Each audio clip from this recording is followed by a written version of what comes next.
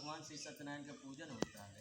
ऐसा मन में निश्चय कई के बार राजा गोपगढ़ों के समीप गए और वहाँ उसने गोपगढ़ों के साथ भक्ति श्रद्धा से युक्त होकर विधि पूर्वक भगवान सत्यदेव का पूजा कही न। भगवान सत्यदेव के कृपा से वह पुनः धन और पुत्र से संपन्न हो गए न।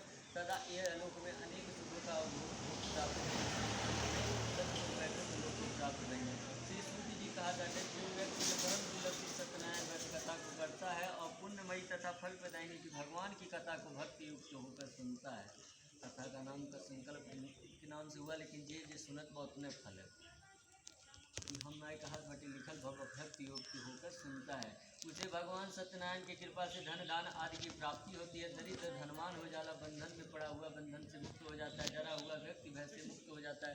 यह सत्य बात का इसमें संशय नहीं है। इस लोक में वह सभी इच्छित फलों का भोग प्राप्त करके अंत में सत्यपुर वैकुंठ लोक के सिजाला। हे ब्राह्मणों, इस प्रकार मैंने आप लोगों से भगवान सत्यनारायण व्रत को कहा जैसे कैसे मनुष्य सब दुख से मुक्त हो जाला। कलयुग में तो भगवान सत्यदेव के पूजा विशेष बल प्रदान करने वाली है। भगवान विष्णु के ही कुछ लोग काल, कुछ लोग सत्य, कोई ईश और कोई सत्यदेव तथा दूसरे लोग सत्यनारायण नाम से कहेंगे। अनेक रूप धारण करके भगवान सबका मनोरथ सिद्ध कर रहे हैं। कलयुग में सनातन भगवान विष्णु ही सत्वत रूप धारण करके सभी का मनोरथ पूर्ण करने वाले होंगे। हे श्रेष्ठ मुनियों, जो व्यक्ति नित्य भगवान श्री सत्यनारायण इस व्रत कथा को पढ़ता है, पंडित जी पढ़े वाली और सुनता है, भगवान श्री सत्यनारायण की कृपा से उसके सभी पाप नष्ट हो जाते हैं। मुनीश्वरों, पूर्व काल में जिन लोगों ने भगवान सत्यनारायण का व्रत किया था उनके अगले जन्म का वृतांत कहता हूँ, आप लोग सुने।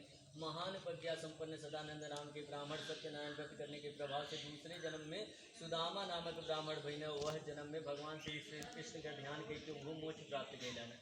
लकड़हारा विलग होगा राजा हुआ। अगले जन्म में उसने श्री राम भगवान का सेवा करके और वो मोक्ष प्राप्त कैलन। महाराज लकामुख दूसरे जन्म में राजा दशरथ हुए, जिन्होंने श्री रंगनाथ की पूजा करके अंत में वैकुंठ प्राप्त किया। इसी प्रकार धार्मिक और सत्यवती साधु पिछले जन्म के सत्यवती के प्रभाव से दूसरे जन्म में मूर्धज नाम का राजा बने। उसने आर्य शिचिर का भगवान विष्णु के आरस मतलब अपने लड़का के आर्य शिचिर के भगवान विष्णु के अर्पित करके वो मोक्ष प्राप्त कैलन।